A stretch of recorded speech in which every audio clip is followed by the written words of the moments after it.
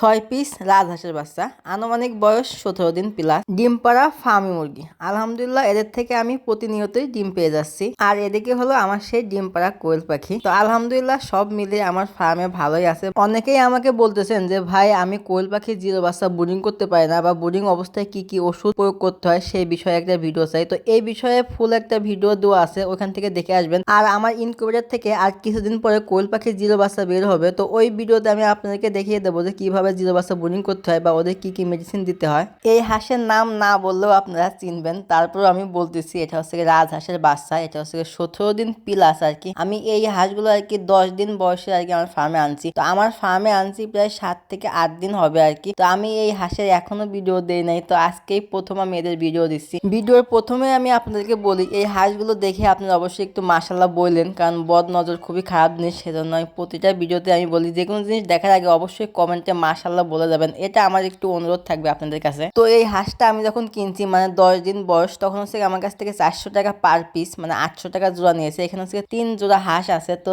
1 জোড়া হচ্ছে কি আমার বড় আপুর, আর 2 জোড়া হচ্ছে কি আমাদের বাড়ির জন্য।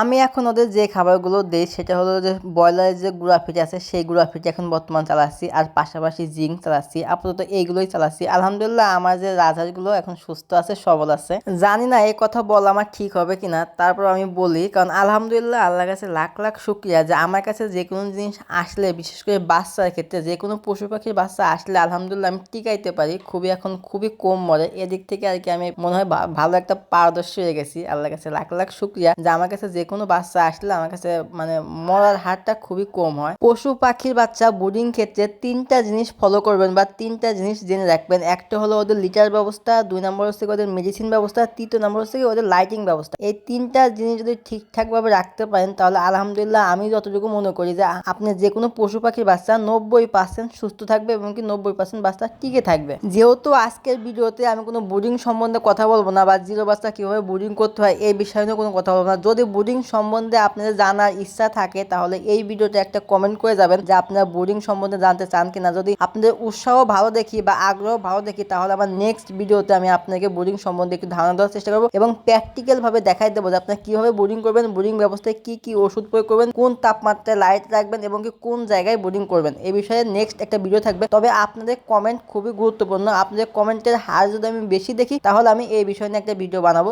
ইনশাল্লাহ। তো আজকের ভিডিওটা মূলত হচ্ছে লিটার ব্যবস্থা পরিষ্কার করা। লিটার ব্যবস্থা পরিষ্কার করা নিয়ে আমি অনেক ভিডিও দিয়েছি, প্রায় 7 থেকে 8টা ভিডিও দিয়েছি। তো লিটার পরিষ্কার বা লিটার ব্যবস্থা নিয়ে আর কিছু কথা বলতে চাই না, কারণ অনেক কথাই বলে ফেলছি এই বিষয়ে ভিডিও নিয়ে। তো মূলত আমি দুপুরবেলা যখন আসি তখন আসার আগে আর কি ওদেরকে লিটার ব্যবস্থা সুন্দরভাবে পরিষ্কার করে রাখি, কারণ লিটার ব্যবস্থা যদি আমি পরিষ্কার না করি তাহলে ওখান থেকে অনেক জীবাণু ছড়ায় এবং অনেক ভাইরাস ছড়ায়। সেই ভাইরাস থেকে আর কি আমার যে কোয়েল পাখিগুলো আছে, শুধু কোয়েল পাখি না, আমার ফার্মে যত হাঁস মুরগি আছে প্রতিটাই রোগ জীবাণু সৃষ্টি হয়। এজন্য আর কি আমি সবসময় চেষ্টা করি একদিন পর পর লিটার ব্যবস্থা পরিষ্কার রাখতে।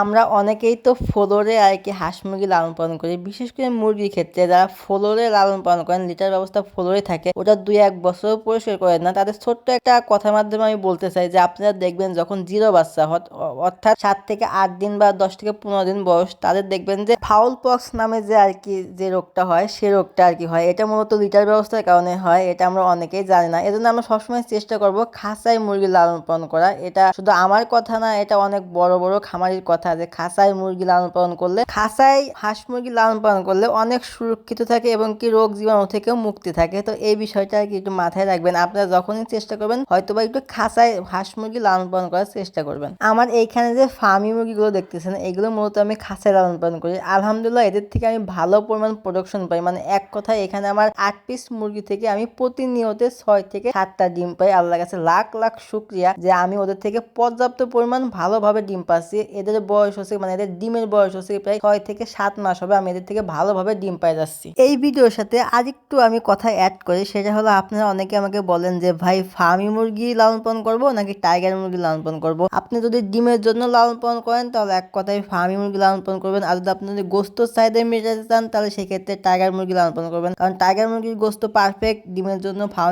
ফার্মি মুরগি পারফেক্ট। তো আজকের ভিডিওটা আর বেশি বড় করতে যাচ্ছি না, এখানে শেষ করতে যাচ্ছি। তো সবাই ভালো থাকবেন, সুস্থ থাকবেন, দেখা হবে কালকে নতুন আরেকটা ভিডিওতে। আল্লাহ হাফেজ।